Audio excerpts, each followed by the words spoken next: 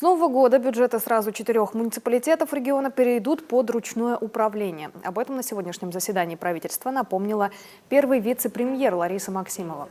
Речь об Ударском, Сысольском, Прилузском и Карткеровском районах. Распоряжение главакоми подписал 11 августа. В нем же появился пункт о персональной ответственности руководителей на местах. Однако адекватной реакции не последовало. Наоборот, руководитель администрации Усть-Цилимского района, например, сегодня предложил поискать недостающие деньги в бюджете повыше. Я думаю, нам бюджет 2018 года надо посмотреть все вместе. Потому что ОЗП следующий, 19 и 20 год, он будет точно такой же, как и сейчас. Также героически будем преодолевать, искать ресурсы и все остальное. Я думаю, нам кардинально надо менять систему взаимоотношений. Я что-то не пойму, у вас есть конкретное предложение? Есть.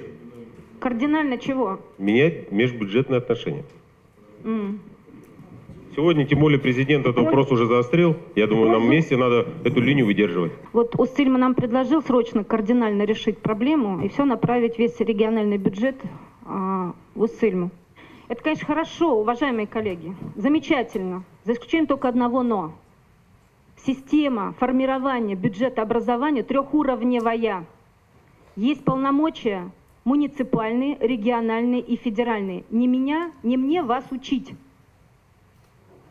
Это провозглашено федеральным бюджетом и межбюджетными отношениями. Документ подписывается и принимается лично президентом. Что такое ручное управление?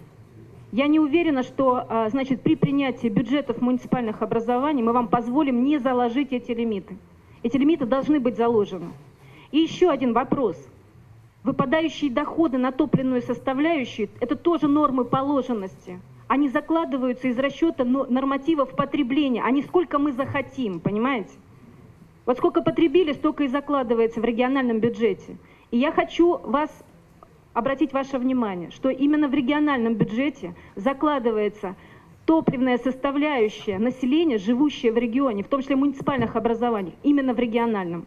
Это и есть та самая вещь межбюджетных отношений. Все остальное, уважаемые коллеги, это ваша функция.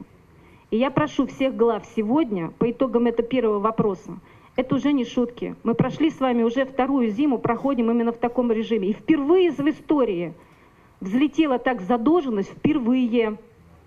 Ни в 2015, ни в 2014, ни в 2013 году не было таких задолженностей, не было. Республика всегда гордилась именно отсутствием таковых. В головах нужно посмотреть, и в своих потенциалах нужно посмотреть, что мы имеем.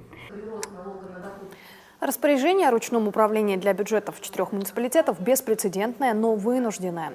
Главам указанных территорий отныне предстоит согласовывать свои действия с Минфином.